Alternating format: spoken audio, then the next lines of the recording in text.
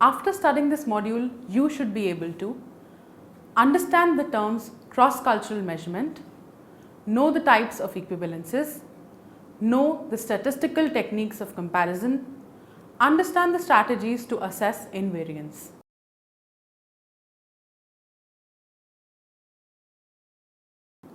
Cross-cultural measurement always has to deal with the issue of cultural and ethnic biases involved during the differences in the nature characteristic of cultures.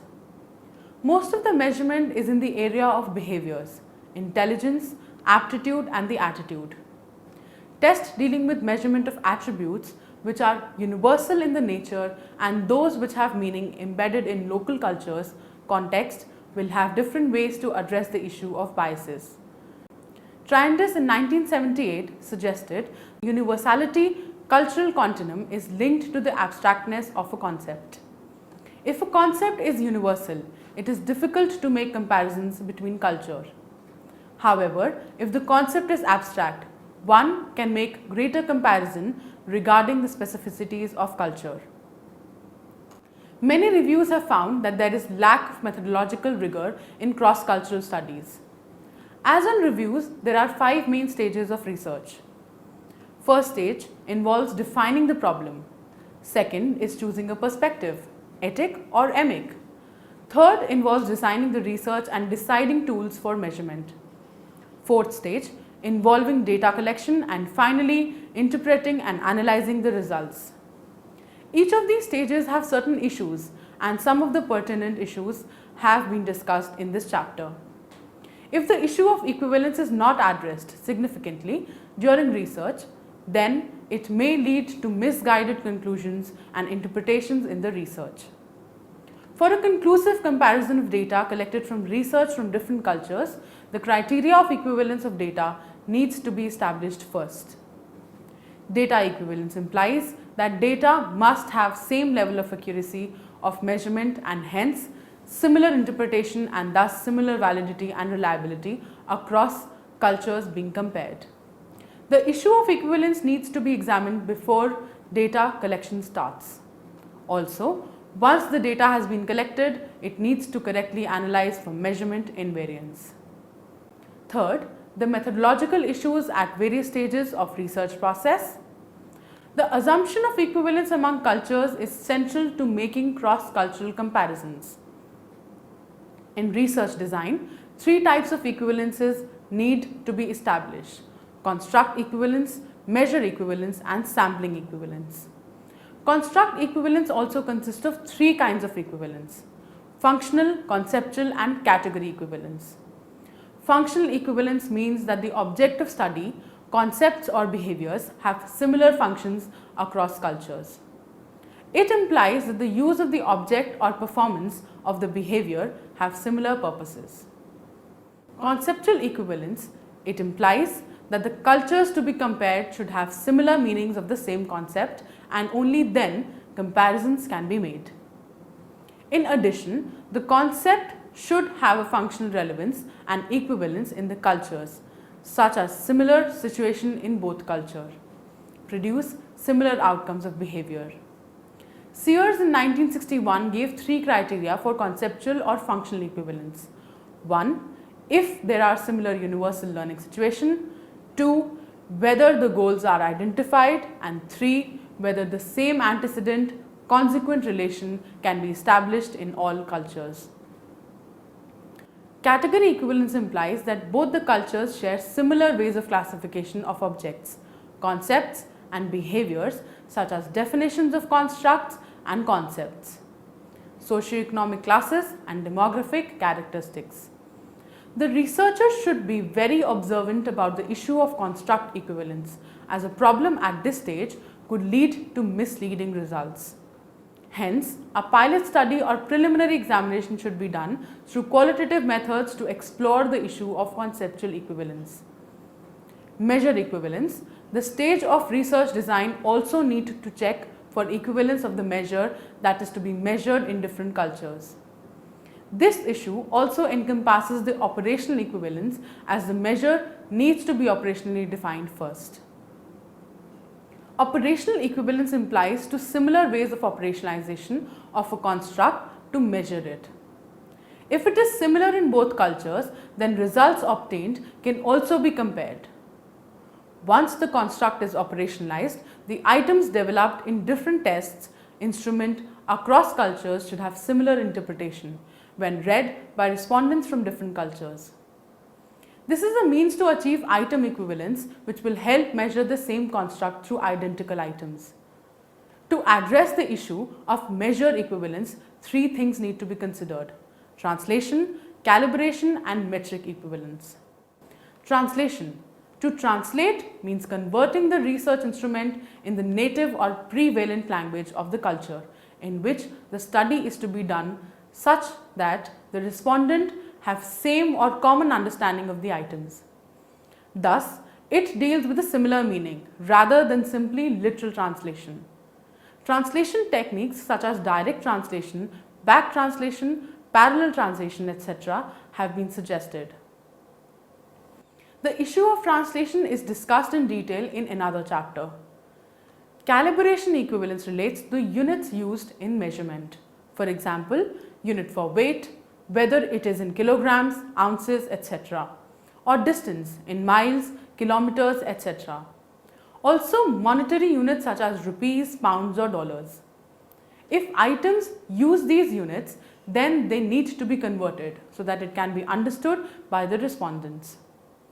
Hence, the units of measurement need to be comparable across cultures. Metric equivalence can be achieved through scalar equivalence and equivalence of the scale or scoring procedure. Scalar equivalence is equivalence in which the same magnitude of score obtained in both tests implies equal intensity of the attribute possessed by the person. For example, anxiety score of 80 means similar high level of anxiety in both cultures. When instruments have scalar equivalence, they can be readily compared. This implies that different individuals from different cultures possessing the same magnitude or value of a trait will obtain the same score. Scoring procedure implies that in different cultures, the scales used are equivalent and comparable, such as categories are used in surveys or Likert scale, 5-point or 7-point. Results obtained from analysis of such categories are comparable. 4. Statistical techniques for cross-cultural comparisons. One of the most common techniques used to compare two cultures is the simple t-test. The use of the t-test assumes that the construct being measured is present in both the cultures being studied.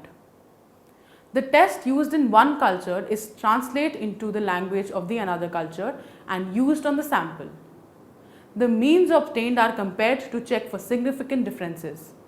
Also, if many cultures are compared simultaneously, then multiple analysis of variance is performed. Many researchers in cross-cultural area use this methodology.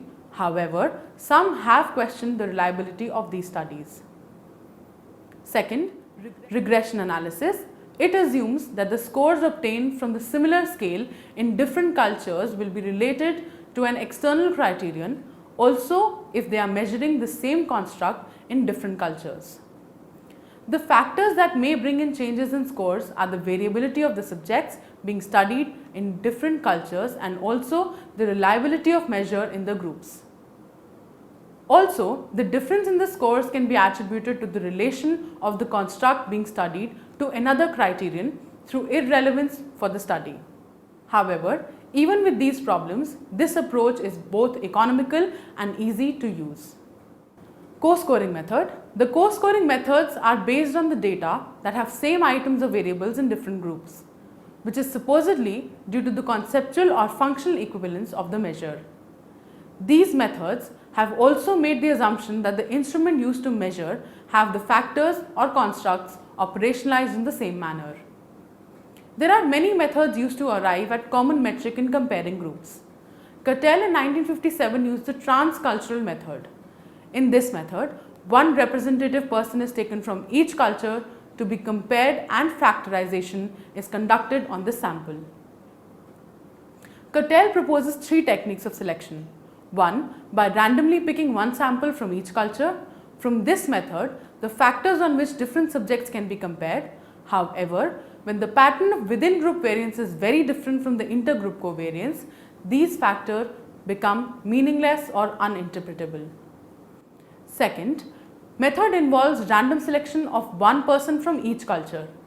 Then, for each person, a standard score is calculated with respect to his relative position in his group. In Catel's honor, the factor derived are called as transcultural dimensions of individual deviations. These are greater in abstraction level and different from the variables the researcher was studying. Third approach involves calculation of the mean score for each group on each variable can now be factored. Hence, here only within group variance is left and between group variance is eliminated. This approach explains more of the ecological dimensions, which explain groups more than the individuals. This method should be used with the theory and a reasonable hypothesis regarding the presence of the construct in all cultures. Item response theory. Item response theory (IRT) is another technique to assess equivalence by examining the differential functioning of each item. It implies to assess the extent to which each item is used in the scale function in the same manner in the research context. IRT is also useful with the multiple ordered response categories. IRT uses parameters derived internally and not external criterion. In IRT, item characteristic curves are derived for each of the cultures. Item characteristic curves shows the chances or tendencies of responding to an item in a specified manner at certain intervals. Statistical tests are used to determine the differences in ICCs of different cultures. Differences indicate the lack of equivalence on that particular item in the cultures being compared.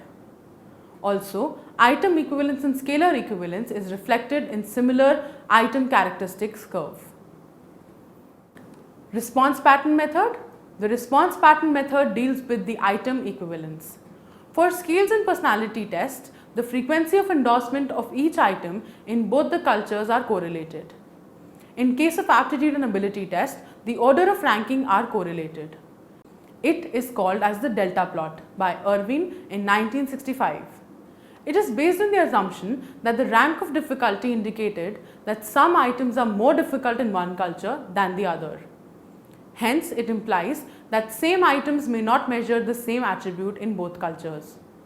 However, one does not know how high the correlation coefficient should be to assume item equivalence. Translation techniques. Good translation helps deal with low item equivalence. Various methods such as back translation, decentering, pre-testing and bilingual and committee approach have been proposed by Brislin in 1970, 76 and 80. All translation techniques aims at mediating between linguistic boundaries, changing from one language to another without changing the basic ideas and meanings of items and scales. Internal structure congruence. Internal structure implies the dimensions or components of the construct being measured. It works on the assumption that if the nature of construct is same across cultures, then it will have the same components and same relation between components in the two cultures. To understand the components, statistical techniques are used. A. Factor analysis. It is the most common methods to analyze construct. Cattell in 1969 and 78 discusses 5 methods to match the factors obtained from different samples.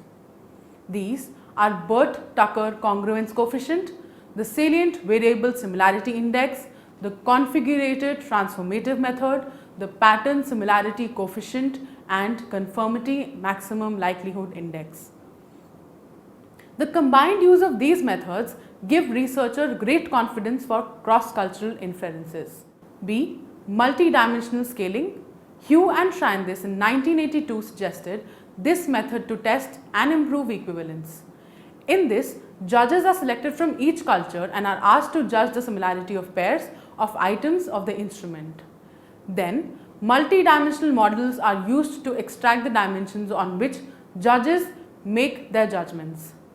The individual differences scaling model by Carroll and Chang in 1970 helps one to identify the differences in emphasis, importance and priorities given by judges or peoples from different culture. C. Maximum likelihood factor analysis. Conformity factor analysis is becoming more popular in this cross-cultural research. The multi-group CFA is most often used method. Hierarchical nested models are used to obtain empirical values of various kinds of variance such as metric invariance, scalar invariance, configure invariance, factor variance invariance, factor covariance invariance, and latent mean invariance. The objective of the study determines the invariance to be obtained. For example, if the goal is to compare means of different cultures, then metric and scalar invariances need to be obtained. If it is simply to explore the nature of construct across countries, then configural invariance is obtained. Simultaneous factor analysis in several populations developed by Jorskog in 1971 looks for similarities and differences in the factor structure for the different cultures. In this technique, a variance covariance matrix of the measured variable is made for each sample. Next, a fit between this matrix and factor analytic model is made. The values of factor loading, factor variance and covariance etc. parameter are prefixed. Using Lizrel package, the maximum likelihood model estimation is used to check for fitness. A chi-score goodness of fit for large sample is used in conclusion and shows if one factor can be derived for similarities in data from different groups. Another theory that assesses invariance is the generalizability theory, G theory. It aims to estimate the extent to which a measure assessed during particular conditions can be generalized to other conditions too. These conditions could be different cultures, subjects, scale items, style of administration, different time spaces, countries, etc. These conditions have been termed as facets. The application of G theory was tested by Sharma and Weathers in 2003 for the first time to assess the use of a scale across nations. The G theory provides a lot of information on the reasons for variation across countries. This helps the researcher to know the exact cause of variation, be it the subjects or sample chosen. The items of the scale, nature or dimensions of the construct or countries, it is also the advantage of being used. If certain conditions are not met, such as large sample size, it is also useful for multi-dimensional constructs. However, it is less statistically rigorous than the confirmatory factor analysis. Multi-strategy method. Another choice of researcher is to use a combination of methods when dealing with various kinds of equivalences. Every method has its advantages and disadvantages. Some methods have strong assumptions and some have strong limitations, are highly mathematical and statistical. The use of many methods can help resolve the problem of different methods and address the issue of equivalence better. Hence, a researcher should use multi-strategy approach and avoid using a single method while doing cross-cultural research. Doing this can help establish equivalence at all levels of abstraction and make accurate and precise cross-cultural comparisons.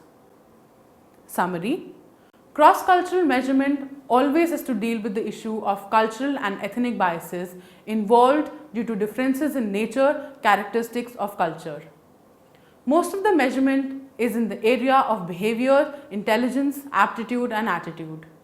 Tests dealing with the measurement of attributes which are universal in the nature and those which have meaning embedded in local cultural context will have different ways to address the issue of biases. Triandus in 1978 suggested that the universality cultural continuum is linked to the abstractness of a concept. If a concept is universal, it is difficult to make comparisons between culture. However, if the concept is abstract, one can make greater comparison regarding the specificities of culture. For a conclusive comparison of data collection from research and from different cultures, the criteria of equivalence of data needs to be established first. Data equivalence implies that the data must have same level of accuracy of measurement. Hence, similar interpretation and thus similar validity and reliability across cultures being compared. The issue of equivalence needs to be examined even before data collection starts. Also, once the data has been collected, it needs to correctly analyzed for measurement in variance. There are various techniques suggested for cross-cultural comparison. One of the most common techniques used to compare two cultures is the simple t-test. The use of the t-test assumes that the construct being measured is present in both the cultures being studied. Other techniques are regression analysis, co-scoring method, item response theory, response pattern method, translation techniques, etc. The internal structure congruence technique is also used in cross-cultural comparisons. It employs factor analysis, multi-dimensional scaling, maximum likelihood factor analysis. However, it has been found that the use of many methods can help resolve the problem of different methods and address the issue of equivalence better. Hence, researchers should use multi-strategy approach and avoid using a single method while doing cross-cultural research. However, this can help establish equivalence at all levels of abstraction and make accurate and precise cross-cultural comparisons.